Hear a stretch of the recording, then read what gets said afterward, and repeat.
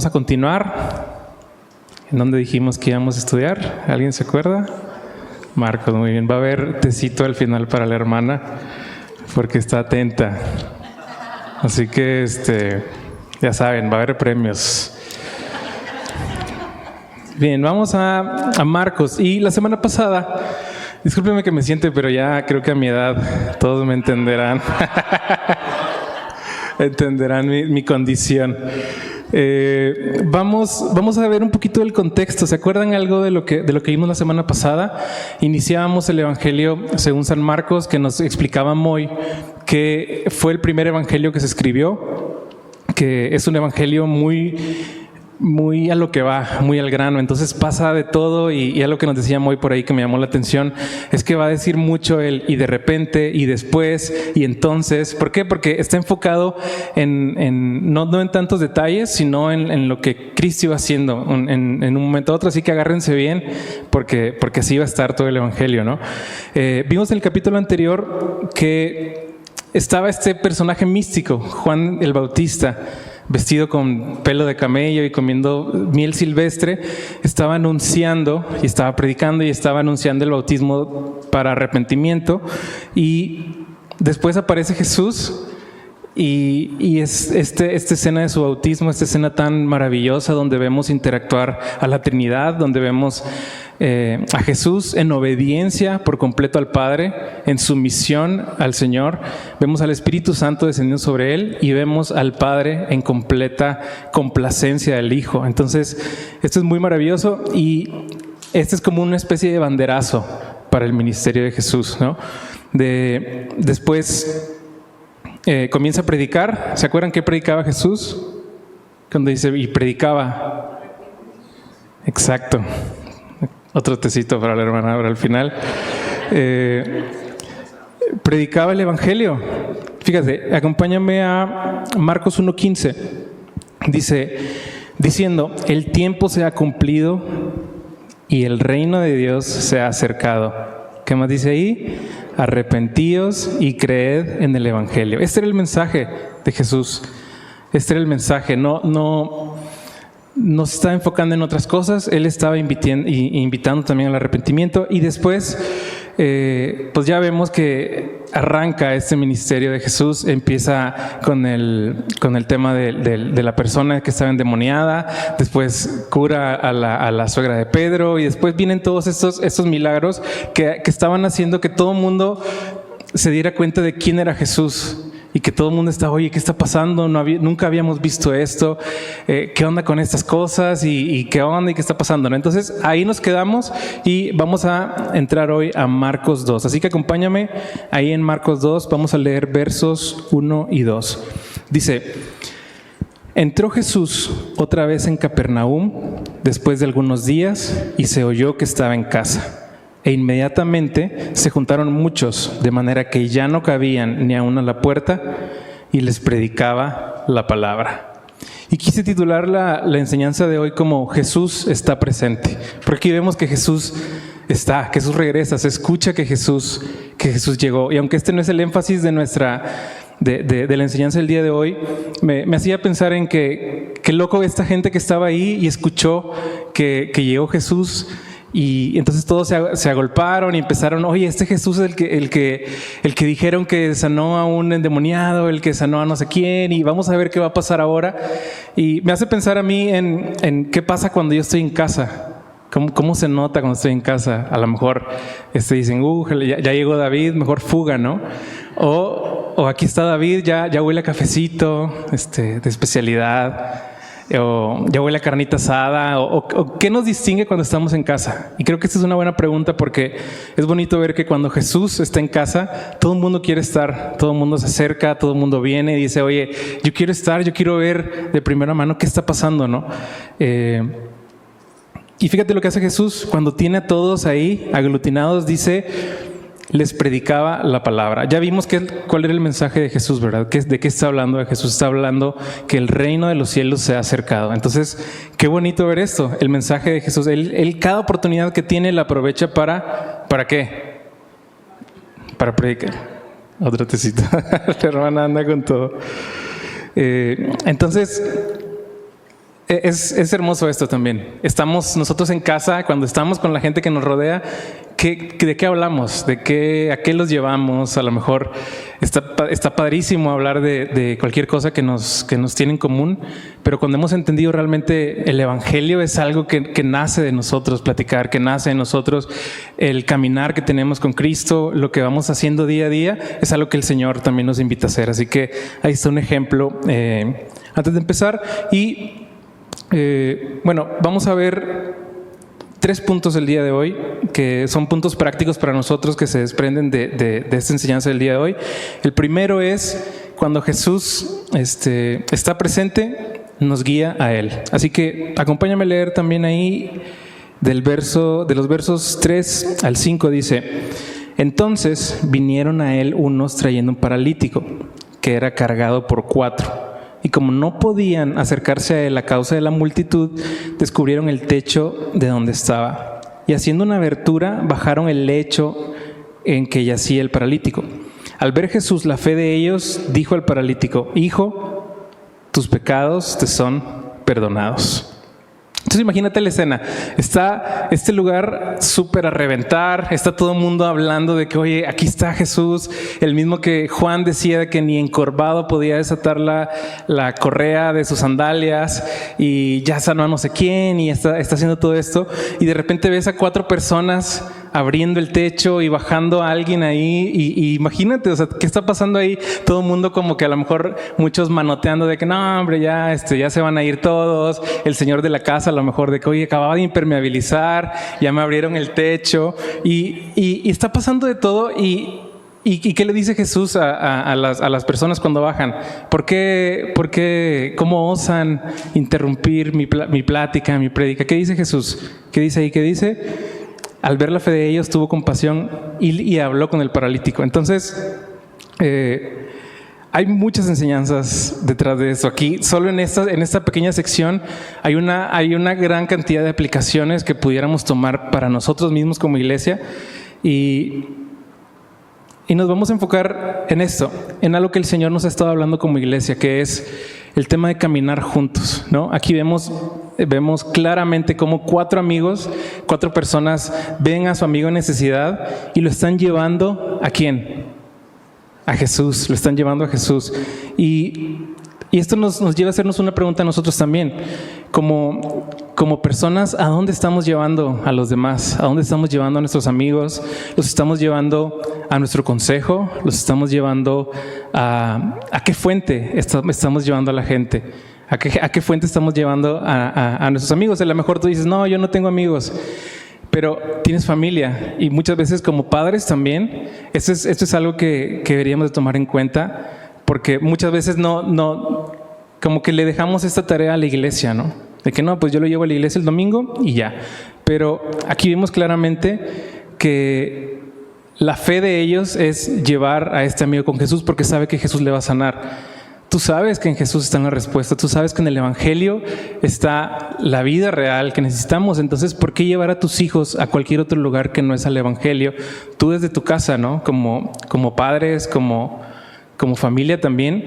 Y es bonito porque yo te puedo hablar personalmente, y creo que lo menciono bastante, pero es porque así ha sido de impactante para mí. Yo era un paralítico al que mis papás llevaban constantemente a Cristo, y es bonito ver cómo el deseo que el Señor ponía en mis papás a través de la palabra y esta guía del Espíritu Santo los hacía comprender que no había nada que ellos me pudieran decir que pudiera transformar mi corazón más que las palabras de nuestro Señor, las palabras que están de Cristo para mi vida. Y en su momento llegué delante de los pies del Señor gracias a que era bombardeado constantemente con este ánimo a ir a Cristo, ¿no? Entonces muchas veces me veía yo haciendo cosas que no estaban correctas y mis papás me enfocaban. Es que ¿qué dice la palabra? Acuérdate que el Señor dice esto, Jesús dice esto. Entonces es muy bonito que en su momento, cuando el Señor te habla y trata con tu corazón, es bonito ver atrás y ver a los amigos que te estuvieron llevando, ¿no? A las personas que te estuvieron acarreando hacia Jesús. Y qué bonito que tus hijos puedan ver en algún momento, ver para atrás y ver unos padres abnegados en llevar a sus hijos a Cristo, ¿no? ¿A dónde más los vas a llevar? Entonces, esto es muy bonito. Y también hay aquí hay otro tema también. Cuando tú estás llevando a un paralítico y lo quieres cargar en tus propias fuerzas, por ejemplo, estos amigos, si hubieran llevado a esta persona y lo hubieran estado cargando ellos durante todo el tiempo, a lo mejor este chico le dice, ¿saben qué? Quiero ir al Oxxo, llévenme al Oxxo, no, ya iban al Oxxo.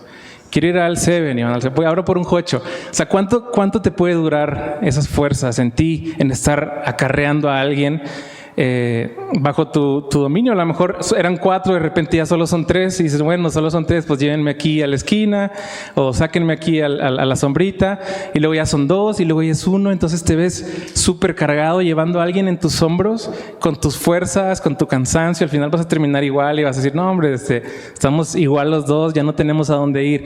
Pero en cambio el mensaje detrás de esto es que como personas, como hijos de Dios, como creyentes, al único lugar al que podemos llevar a alguien para que realmente sea sano es a los pies de Cristo. Entonces, esto lo digo porque muchas veces en el afán de ayudar a nuestros amigos, a lo mejor de manera incorrecta los estamos llevando a consejos y estamos cargando con ellos, ¿no? Decimos, ¿sabes qué? Mira, si le haces así, a lo mejor te puede ir mejor acá en el trabajo y luego hazle así. Y luego no le funcionó lo que le dijiste. Bueno, mira, entonces vamos a hacer esto y ahora vamos a hacer esto. Y estás tú cargando con alguien cuando el Señor seguramente quiere tratar con el corazón de esa persona. Entonces, ¿qué es lo que debemos de hacer nosotros a la luz de este pasaje? Llevarlo a Cristo, únicamente, llevarlo a los pies de Cristo. Y me gusta mucho esa reflexión que los amigos no tuvieron flojera. O sea, vieron la multitud y era como que no, carnal, te íbamos a ayudar y lo lamento mucho, ahí nos vemos, ¿no? ¿Qué hicieron los amigos? Vieron la manera de insistentemente poner el pie ahí donde a lo mejor ya nadie se hubiera atrevido, y hacen algo que queda grabado en las memorias de todos. No sé cuántos aquí van a la iglesia, a la escuela dominical de chiquitos, están en algún grupo infantil. Estas son de las primeras historias que te platican, y es muy bonito ver porque de chiquito te lo ponen ahí con dibujitos y ves a la gente entrando al lugar y todo esto. Y es hermoso como ver que la no flojera de alguien por llevar a su amigo a Cristo nos hace reflexionar en esto el día de hoy como iglesia, ¿no? Llevar a alguien a los pies de Cristo pudiera ser cansado, pudiera ser atareado, pero es más cansado llevarlo nosotros en nuestros hombros, ¿no? Llevar a alguien nosotros de la mano es algo que no se puede sostener, y qué mejor que llevar a alguien a los pies de Cristo. Entonces, pues es muy bonito eso. Y también me gusta recordar Colosenses 1:28, lo leo para ti, dice: a quien anunciamos, amonestando a todo hombre y enseñando a todo hombre en toda sabiduría, a fin de presentar perfecto en Cristo Jesús a todo hombre. Entonces, a esto estamos llamados, a todo el tiempo enfocar a todo el mundo a Cristo. Si vienen amigos contigo, si vienen personas contigo, tu familia es, oye, me está pasando esto, ¿qué te dice el Señor? ¿Dónde estás? ¿Qué estás haciendo? ¿Qué te ha hablado el Señor en este tiempo? Y vamos a Él siempre, ¿no? Bueno, entonces, una vez que pasa esto y que Jesús ve la fe de ellos, me gusta porque Jesús no trata con los amigos. Jesús no viene con los amigos y les dice, híjole, mira, es que se me hace que no está listo, vuélvelo a dar otra vuelta y vuélvelo a subir, y luego haz como que lo vas a tirar para que se despierte, y entonces ahí entramos y empiezo a hablar con él. No, ¿qué dice? Cuando ya está Jesús con el paralítico, Jesús habla directamente con él. Entonces esto también creo que nos ayuda a nosotros como creyentes a entender que la obra es de Cristo, ¿no? Lo único a lo que estamos llamados, como hemos estado repitiendo, es atraer a todos a los pies del Señor, a enfocarlos en Él, pero una vez que están ahí hay que dejar también que el Señor actúe y el Señor trate con lo que Él tenga que tratar, ¿no? Y confiar en que la obra del Señor es perfecta. Y bueno, algo que obviamente me llama mucho la atención aquí es que cuando traen al paralítico delante de Jesús, Jesús, pues ¿qué se espera, no? O sea, está toda la escena, ya sabes que Jesús ha estado sanando, Jesús ha estado ahí haciendo milagros y llevan un paralítico delante de él. ¿Y qué piensas que va a pasar de primera mano? Pues que le va a sanar, que lo va a levantar, que le va a decir, ¿no? Como ya lo había estado haciendo. Pero entonces Jesús viene y le dice, hijo, tus pecados te son perdonados. Entonces me imagino en ese momento un silencio como sepulcral de todos de que ok, ¿cómo? O sea, y el murmullo a lo mejor de todos de cómo dijo eso, oye, pero no lo va a levantar, pero qué onda. Entonces, esto a mí me hace pensar en que obviamente muchas veces venimos al Señor con cargas que nosotros vemos que son como, Señor, obviamente tú sabes que este es mi problema y vengo a ti porque tú me lo vas a solucionar de entrada, ¿no? Y ya toqué la puerta, Señor, estas son mis cargas, soluciónalas y vámonos, ¿no? A seguirle. ¿Y qué pasa? Jesús no viene a tratar con aquello que creemos que necesitamos, sino que Jesús realmente viene y trata con nuestros corazones, con lo que realmente necesitamos. ¿Qué era lo que realmente necesitaba este paralítico? Que sus pecados fueran perdonados, así como todos nosotros. ¿Y qué era lo que vino a hacer Jesús? No vino a decirles, oigan, aquí está todo, aquí está chido. Voy a darles a todos 10 años extra para que juntos sigamos creciendo y sigamos aquí disfrutando de la vida. No, Él venía a hablar de un reino que es diferente al reino de este mundo, que nos enfoca en riquezas de este mundo, que nos enfoca en todo aquello que nos roba el sueño por querer alcanzar cuando tenemos deseos simplemente guiados por nuestro corazón. Pero viene Jesús y le dice, tus pecados te son perdonados. ¿Qué significa eso? Que Jesús lo está invitando a este nuevo reino eterno que se había acercado, perdonándole sus pecados. Y eso era lo que él necesitaba realmente.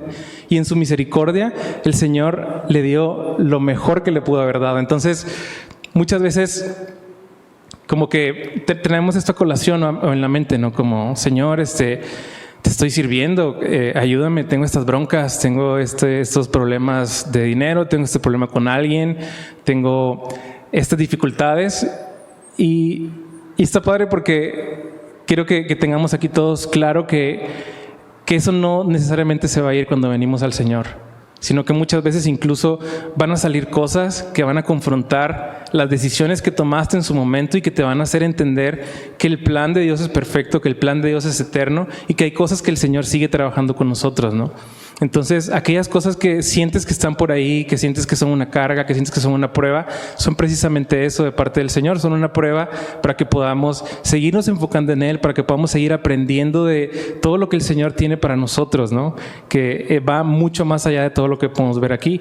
A lo mejor en el camino obviamente va a haber bendición, va a haber trabajo, vamos a empezar a hacer las cosas de tal manera que pues vamos a ser bendecidos también en el trabajo, porque si hacemos las cosas como para Dios no habría como por qué no ser recompensados también en el trabajo, pero el Señor nos va a enseñar a desenfocarnos de ahí. Y en la medida que tengamos nuestro enfoque en cualquier otra cosa que no sea el Señor va a seguir trabajando con nosotros de diferentes maneras, ¿no? Entonces, hasta aquí a mí me dejó helado, como es una historia que siempre escuchamos, pero ver cómo el Señor tiene ese descaro de no tratar y no levantarlo en ese momento, sino que tratar con lo que realmente tiene que ser tratado, me recuerda a lo que el Señor también hace conmigo. Y entonces eso me quita la ansiedad de estar pensando de que es que no sé esto, Dios. Entonces, ¿qué onda? ¿Le hago así o no le hago así? No me has contestado, Dios. Entonces se me hace que voy a proceder por acá. O si no me contestas, Dios, entonces significa que sí. Y empezamos como a negociar esto con el Señor. Entonces, algo que estaría padre que nos lleváramos es: el Señor está tratando con nuestros corazones, sea lo que sea que estamos viviendo, y no hay manera más gloriosa de poder venir delante de Él y agradecerle por todo lo que Él está haciendo. Así pensemos que no sea bueno para nosotros, ¿no? Para el paralítico no era bueno en su mente seguir acostado. Y estoy seguro que hubo muchos enfermos en ese tiempo que no fueron sanados, no todos fueron sanados, y aún así a lo mejor hubo gente que no fue sanada, pero escuchó la palabra del Señor, entonces tiene sanidad y va a tener vida eterna y va a disfrutar de esta vida para siempre, y es al margen de lo que podamos vivir aquí, ¿no?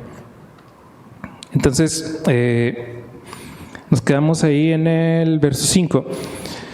Vamos al verso 6, dice: estaban ahí sentados algunos de los escribas, los cuales cavilaban en sus corazones.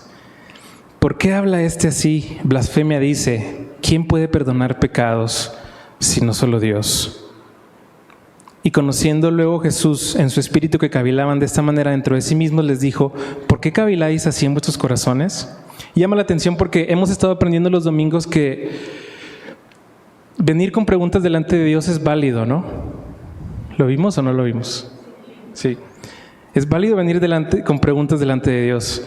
Y los escribas sí están en lo correcto haciéndose preguntas y cuestionamientos de: oye, si solo Dios puede perdonar pecados, ¿por qué lo dice Él? Aquí lo que no es válido es el juicio que hay en ellos detrás de esto, ¿no? Porque ahora sabemos lo que los líderes religiosos consideraban de los blasfemos. Entonces, cuando ellos dicen blasfemia dice, podemos conocer un poquito de lo que hay en sus corazones, que es odio, rechazo. Ya sabemos cómo trataba esta gente a los blasfemos, ¿no? Entonces, ya llama la atención porque ellos están pensando en sus corazones. Jesús ya había tratado algo con el corazón de esta persona, diciéndole: tus pecados son perdonados. Y luego está Jesús del otro lado también tratando con los corazones de ellos, porque les dice: oye, ¿por qué piensan esto en sus corazones, no? Entonces, imagínate, estás viendo a alguien hacer milagros, estás viendo a alguien hablar con la autoridad que habla, y de repente sabe lo que estás pensando, y aún así sus corazones serán endurecidos una y otra vez para decir: no, bueno, por la autoridad del diablo hace esto, ¿no? Que eso lo vamos a ver después. Pero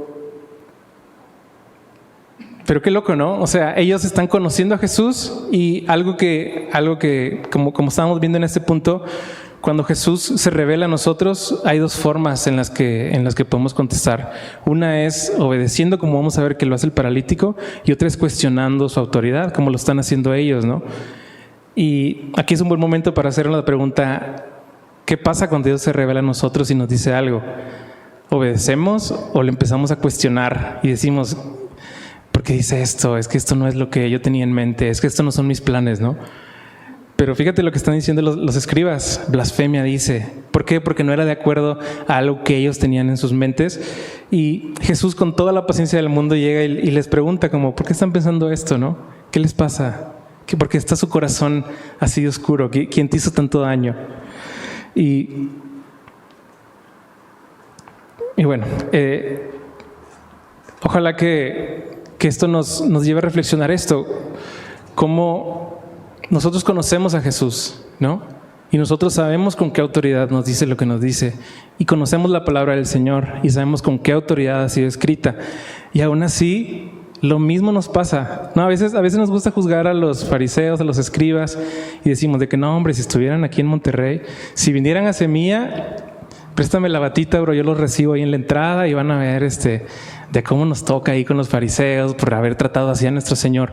Pero cuando vemos a la luz de la palabra que no somos muchas veces tan distantes de la reacción que ellos tenían, que muchas veces escuchamos la palabra del Señor confrontándonos y diciéndonos algo, y en lugar de escuchar, hacer caso, es como empezamos a cuestionar, empezamos a poner barreras, empezamos a decir: no, Señor, dame chance, ahorita no. Pues es muy triste y confronta nuestros corazones. Y más adelante vamos a ver que de todas formas hay esperanza también para nosotros, ¿no? Vamos al verso 9, dice: ¿qué es más fácil decir? Bueno, venimos desde el 8, dice: y conociendo luego Jesús en su espíritu que cavilaban de esta manera, dentro de sí mismo les dijo: ¿por qué caviláis así en vuestros corazones?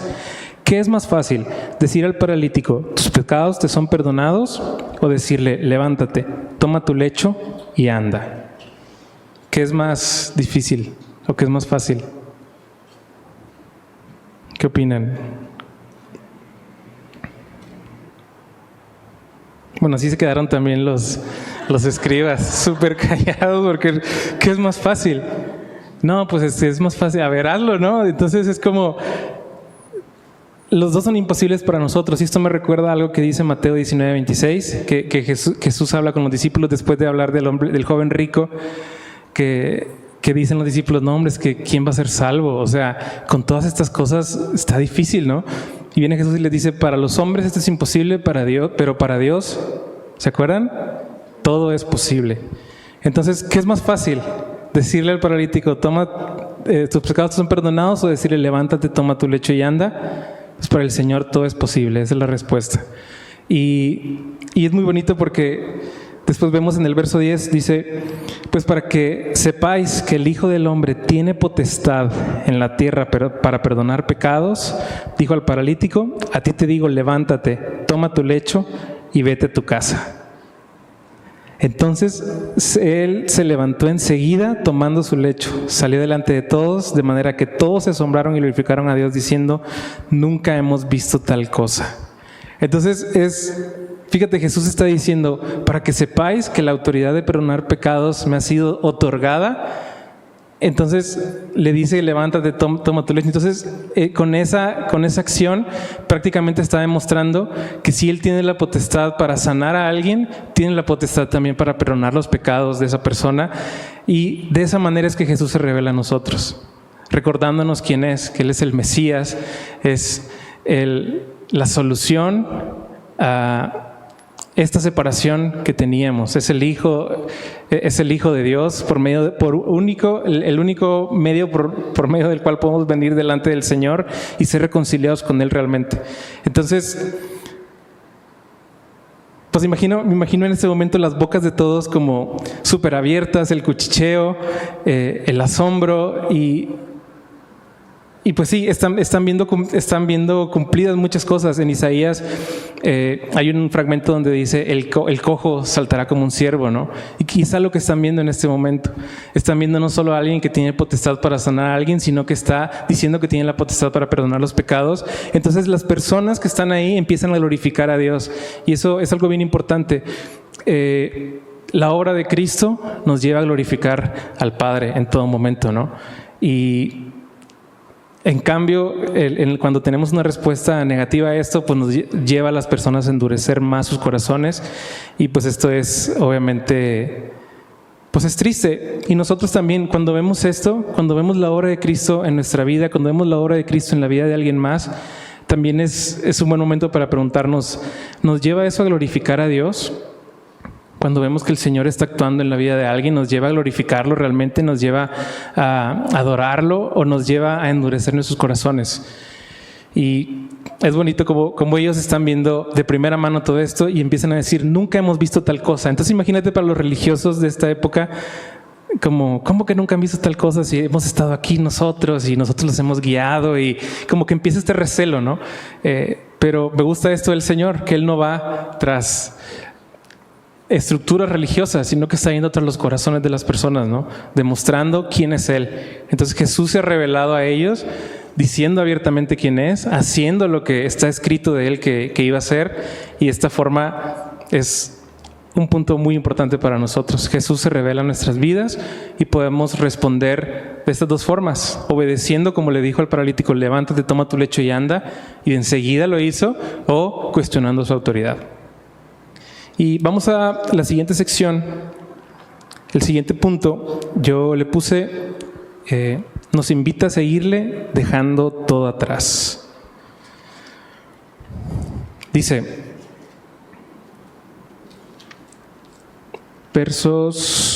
vamos a leer toda esta sección. Dice, después volvió a salir al mar y toda la gente venía a él y les enseñaba. Y al pasar vio a Leví, hijo de Alfeo, sentado al banco de los tributos públicos y le dijo, sígueme. Y levantándose, le siguió. No sé si sepan, pero Leví, este Leví que viene acá es Mateo. Y sabemos que Mateo era un recaudador de impuestos. Y sabemos también que el pueblo judío odiaba a estas personas porque los consideraba traidores. ¿Por qué? Porque obviamente había una cuota que ellos cubrían de impuestos para Roma, y pues ya sabemos cómo funciona un poquito ese tema, ¿no? No solo cubrían la cuota, sino que también de lo que sobraba pues echaban un poquito a su bolsillo, y tenían como que esta fama de personas que se enriquecían a costa del dolor y de la tristeza del pueblo, y era como que, oye, son enemigos del pueblo porque realmente están sangrando al pueblo para obtener, para darle estos beneficios económicos a Roma. Y es bien loco ver que ahí está Mateo. Entonces Mateo seguramente recibía el rechazo de todo el pueblo, ¿no? Pero entonces ve la mirada de amor de Jesús y Jesús lo llama y le dice, sígueme. Y entonces él enseguida deja todo y le sigue. Y vemos pues sí, me imagino a Mateo viendo la mirada de amor de Jesús, pero al mismo tiempo entendiendo la autoridad de quién es Él. Y igual, esto nos lleva a nosotros a preguntarnos, ¿qué pasa cuando el Señor nos ha dicho sígueme? ¿Qué pasa cuando el Señor nos ha invitado a tener una relación con Él? ¿Dejamos todo como lo hizo Mateo o estamos a medias? O sea, ¿te imaginas que Mateo hubiera dicho, no, sí, déjame, pues sí, te sigo, si quieres, dame en las tardes. O sea, en las tardes te puedo seguir, déjame terminar mi jale, le voy a seguir aquí con los pendientes, tengo aquí unos clientes, más personas que van a venir a dejar sus impuestos. Pero ¿qué hace él? Dejándolo todo. Hay un comentario que leí por ahí que los pescadores a los que les habló Jesús en cualquier momento pues podían regresar al mar, ¿no? Ellos podían agarrar otra embarcación, volverse a capacitar para volver a estar con alguien, pero en este caso darle la espalda al gobierno, dejar lo que estaba haciendo, era una sentencia de muerte laboral para esta persona, ¿no? Y eso es algo que solo el Señor pudo haber puesto en él, esta convicción de realmente dejar atrás algo por lo que seguramente había luchado, un puesto que seguramente era muy peleado, algo que le había hecho a lo mejor incluso que no le importara lo que la gente decía de él, con tal de estar donde él quería estar. Creo que es de llamar la atención también cómo una palabra del Señor transformó por completo la vida de esta persona que estaba inmersa en el trabajo. Créeme que este era un trabajo donde obviamente les iba bien. Entonces, sígueme del Señor pudo cambiar el corazón de Mateo de una mente carnal, terrenal, deseosa por las cosas de la carne, a algo diferente, algo nuevo, ¿no? A este nuevo reino que venía, que es el reino de los cielos, que se había acercado de esta forma, y cómo la autoridad de Jesús hace esto. Y nos recuerda eso a nosotros. La autoridad de Jesús ha llegado a nuestras vidas y si estamos aquí es porque hemos recibido una invitación de Él a seguirle, a tener una relación con Él.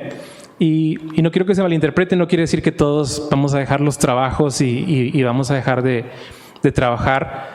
Más bien este es un llamado a seguir al Señor, un llamado a seguir, que donde quiera que andemos en el camino podamos seguir compartiendo la palabra del Señor, conociéndole más a Él, conociendo qué hace en nuestras vidas, escudriñando su palabra. Y eso lo vamos a ver después en Mateo, pero me quería detener aquí un poquito porque estamos en una sociedad así, que nos interesa mucho la posición y nos interesa muchísimo el trabajo, nos interesa muchísimo qué dicen de nosotros, nos interesa muchísimo el rango de clase social en el que estamos clasificados de acuerdo a las estadísticas, y nos da pavor bajar de ese rango, nos da lo que sea, ¿no?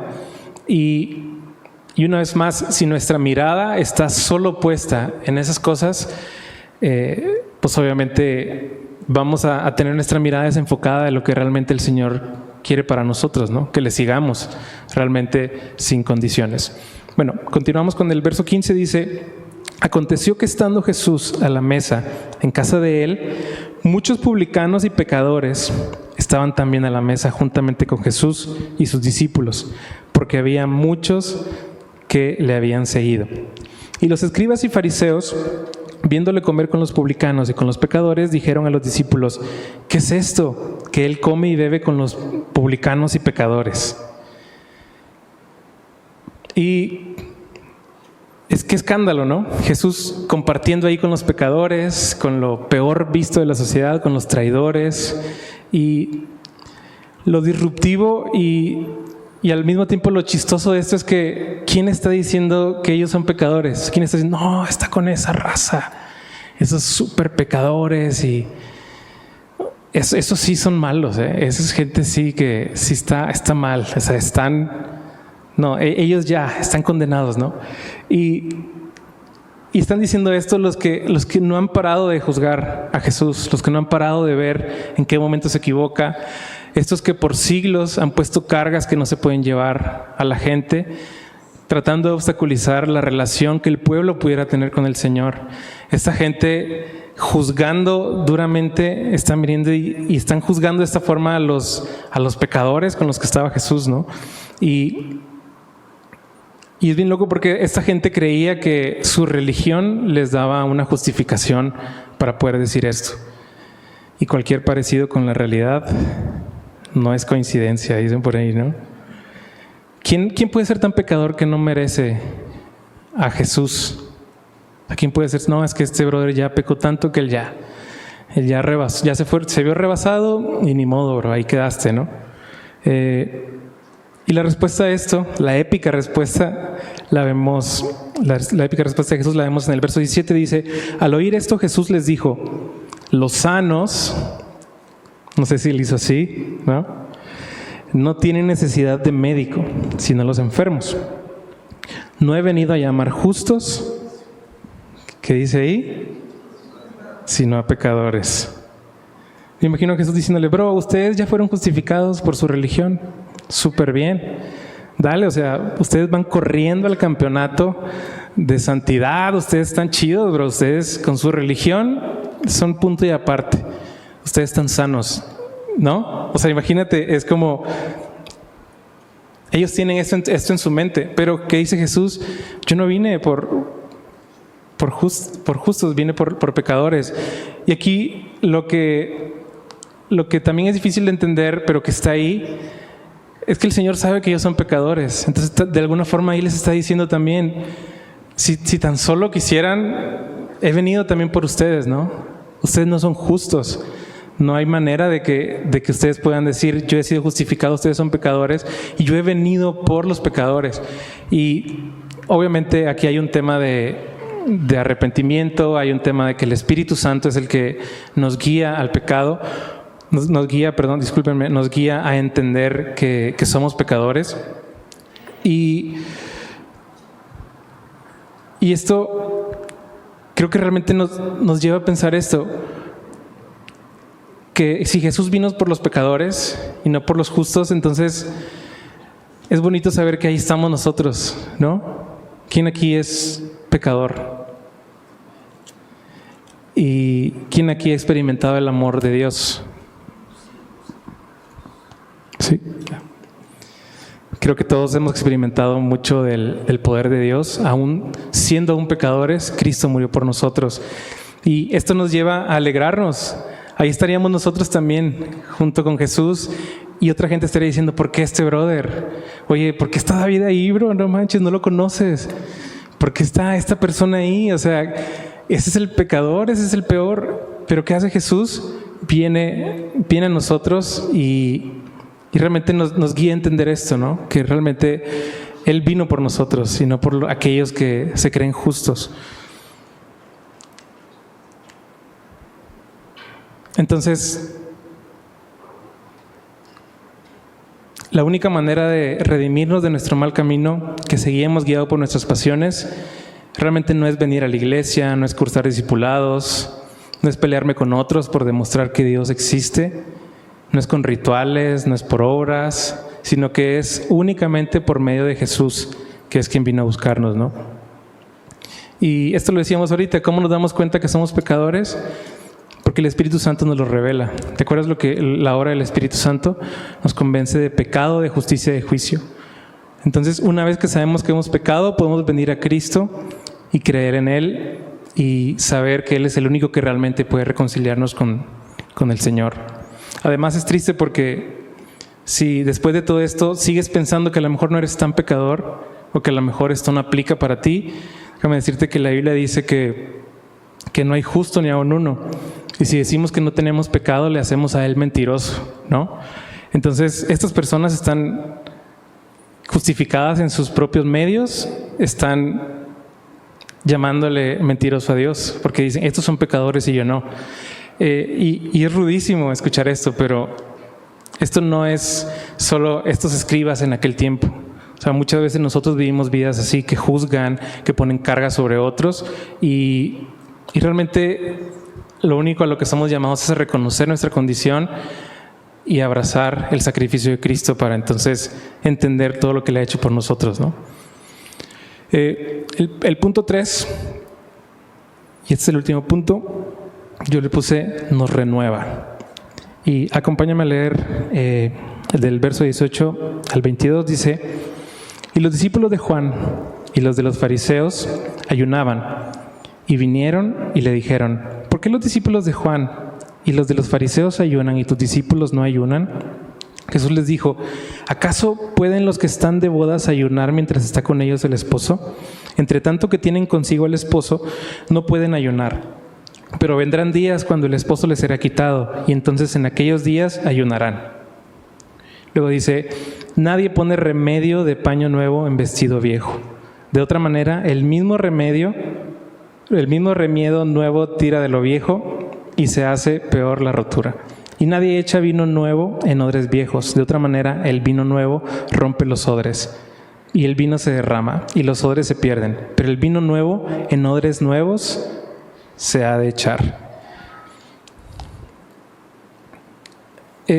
Los discípulos aquí están teniendo una relación directa con el Señor.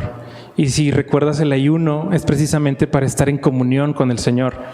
Entonces, otra vez, es muy triste ver a estas personas queriendo cumplir con rituales que no los llevan a nada más que a la autosatisfacción y al reconocimiento que buscan de otros, de decir: yo estoy ayunando. Porque más adelante vamos a ver que los fariseos tenían esta costumbre de ayunar hasta 2 veces al día, ¿no? Y dice la palabra que demacraban su rostro para que la gente dijera: oye, ¿qué tienes, bro?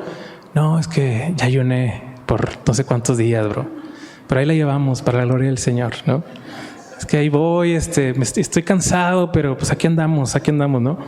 Pero ¿qué buscaban ellos? El reconocimiento de los demás. Y es un patrón que está en el corazón pecaminoso. Buscar el reconocimiento de otros, buscar la admiración de todo el mundo sobre la admiración del Señor. Y por eso es que sus prácticas, sus ayunos, sus rituales se habían ensordecido delante de Dios. Y Dios ya les ha reclamado esto en Isaías al pueblo, que le dice: harto estoy de sus sacrificios. O sea, dejen de hacer esto. Yo me tapo los oídos cuando ustedes elevan su voz, ¿no? Pero es bien bonito, porque si lees todo el pasaje, después dice: pero vengan y platiquemos, y sus pecados son rojos como la grana, van a ser blancos como la nieve. Entonces incluso ahí hay esperanza. Pero cuando tenemos un corazón endurecido y no dejamos que el Señor nos esté renovando, nos volvemos como estos trapos viejos, ¿no? Como esta ropa vieja, como estos odres viejos en los cuales no puede haber algo nuevo. Y aquí es muy bonito, porque el Señor nos está hablando de este reino de los cielos que venía, que no se compara en nada al reino de la tierra, que no se compara en nada al reino de lo terrenal, sino que viene y dice: no puedes echar este mensaje tan valioso en un corazón viejo, en un corazón duro, en un corazón de alguien que cree que tiene sus méritos por hacer obras, en el corazón de alguien que piensa que el Señor le debe algo porque dio su diezmo, o en el corazón de alguien que piensa que Él es la última coca del desierto espiritual, sino ¿qué es esto? ¿Cuál es un corazón renovado? Cuando nosotros hemos entendido que estábamos rotos por completo y que no había manera de ser perdonados, y que guiados por el Espíritu Santo hemos entendido quiénes éramos, qué éramos y a dónde íbamos, y que por medio de Cristo hemos recibido el perdón completo y absoluto de nuestros pecados, y ahora podemos estar confiados en que vamos a estar delante del Señor por la eternidad. Cuando entendemos esto y sabemos que no fue causado por nosotros mismos, es cuando es renovada nuestra mente, es renovado nuestro corazón, y entonces somos este odre nuevo en el cual puede estar este vino nuevo. Somos este odre nuevo que entiende que realmente no hay obras que hagamos delante del Señor que lo pongan en deuda con nosotros, sino todo lo contrario. Ahora queremos hacer obras porque hemos entendido y estamos agradecidos, y es nuestra forma de responder al Señor, más bien en adoración, antes de no, lo hago por X y Y. Entonces, esta renovación que hace el Señor en nosotros es realmente a través de Él. Como ya vimos en los puntos, Él se presenta delante de nosotros, Él nos llama a seguirle, y Él es el mismo que nos renueva, ¿no? Y pues sí, vamos a preguntarnos esto. ¿Cómo vives tu vida espiritual? ¿Cómo vives tu tiempo con el Señor? ¿Cómo vives tu relación con la iglesia? ¿Por qué vienes aquí? ¿Por qué estás aquí hoy? ¿Porque querías estar? ¿Porque toca? ¿Porque hay clima? ¿Porque no tenías nada que hacer? ¿Porque quieres responder al Señor en gratitud? ¿Porque estás deseoso de seguir escuchando a aquel que te rescató? ¿Porque estás deseoso de venir a la fuente? ¿Porque has entendido que eres un sediento de Él? ¿O por qué estás aquí? Y este proceso que el Señor hace con nosotros, creo que es algo que debemos de tener muy presente. Y debemos de constantemente hacernos esta pregunta. ¿Dónde estoy poniendo un trapo nuevo en un vestido viejo? ¿Dónde estoy poniendo vino nuevo en un odre viejo? A lo mejor hay cosas, hay actitudes, hay situaciones que seguimos haciendo que no van de acuerdo a lo que el Señor nos ha pedido que hagamos. Y pues hoy es un buen día. Hoy es un buen día para poder entregar eso delante del Señor y pedir al Señor que sea Él el que nos renueva completamente. Porque obviamente nuestras fuerzas, que dice ahí, el vino se derrama y los odres se pierden. Y parte de esta misma sección, vamos a ver lo que dice después.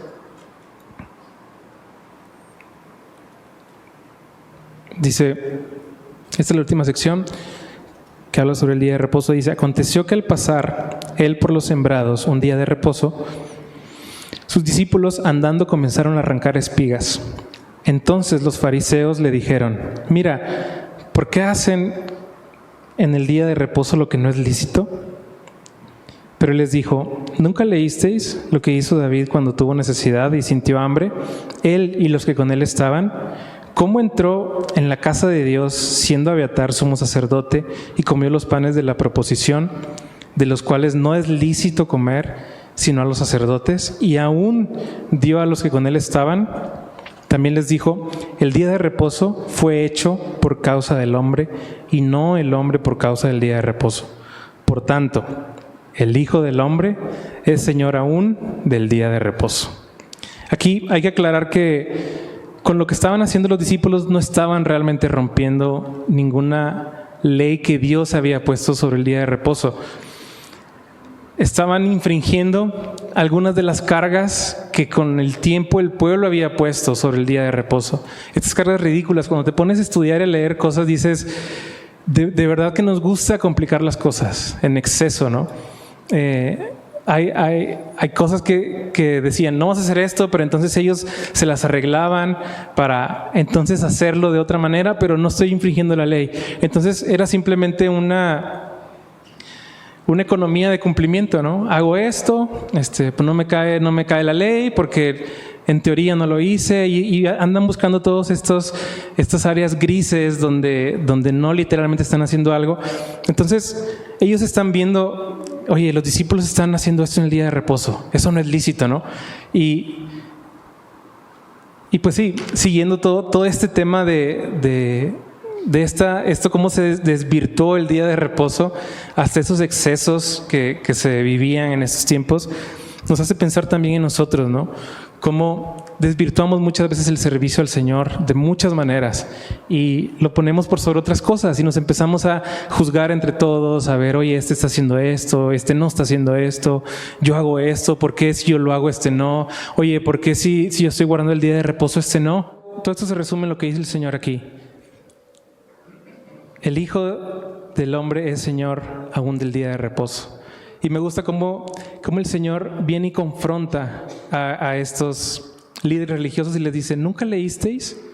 O sea, obviamente es irónico porque ellos transcribían la palabra, ¿no? Ellos transcribían los escritos, y es como: oye, no sé si leíste, pero David también hizo esto, hizo esto, hizo esto.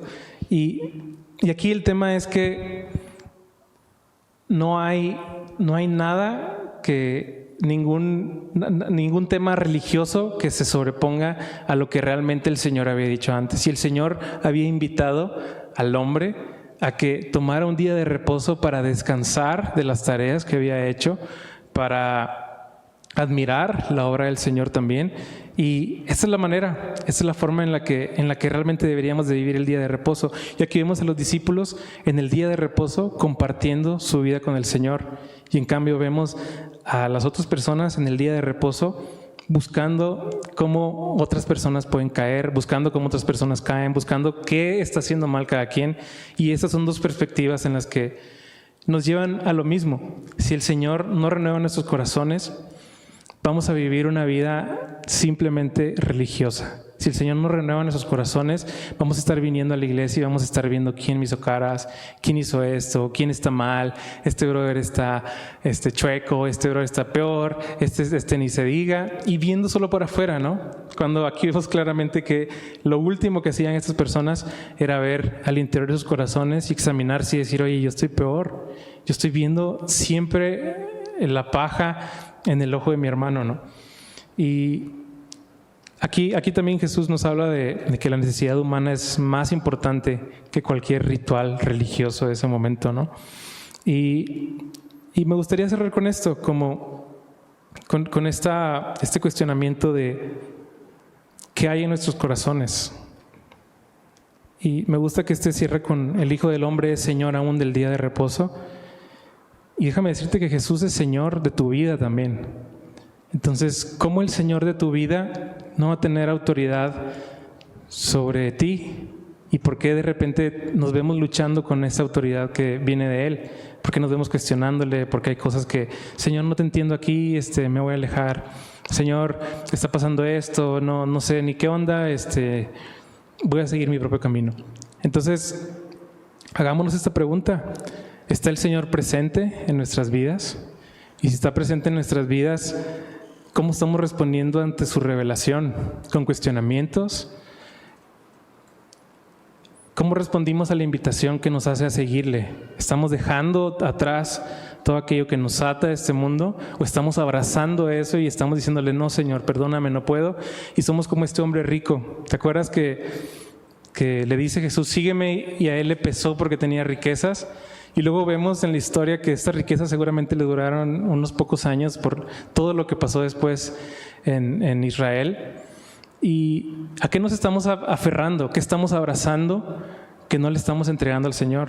Y al final sabemos que el plan de Dios prevalece, pero pues más vale que no estemos perdiendo el tiempo, sino que podamos seguir viniendo a los pies del Señor, confiando en Él y que el Señor siga estando presente en nuestras vidas. Así que vamos a orar antes de que se vaya la luz. Y pues que el Señor confirme su palabra y que siga hablando en nuestros corazones. Señor, te agradecemos, Señor, porque pues eres tú quien levanta nuestra cabeza, Señor. Eres tú quien nos corona de favores, Señor, y misericordias día con día. Es tu voz, Señor, la que atraviesa nuestra alma, Señor, y nos hablas con palabras de amor, con palabras de confrontación. Nos hablas con tu persona, Señor, para que podamos estar delante de ti, sabedores de quién eres, Señor. Gracias porque tú te has hecho presente en nuestras vidas, Señor. Y solo te queremos pedir eso, Dios, que esta revelación que has hecho a nosotros, Señor, de quién eres, que la podamos tomar de la manera adecuada y te podamos seguir, Señor, sin condiciones. Que podamos ser como estos 4 amigos del paralítico y llevar a otros a ti, Señor, porque sabemos que por medio de la fe entendemos que solo en ti hay salvación. Así que gracias de verdad por tu palabra, por tu amor, por tu cuidado, Señor, y por todo lo que haces en nuestras vidas. Y te pido que la podamos atesorar siempre, Señor, y que podamos entender quiénes somos, Señor, y que no seamos de verdad personas que siguen rituales, que siguen organizaciones, que siguen personas, que siguen su consejo, sino que seamos personas que siguen tu palabra, Señor, personas que siguen tu amor y tu voz. Así que gracias porque estás con nosotros y síguenos permitiendo adorarte con libertad siempre, Señor. En el nombre de Jesús oramos. Amén.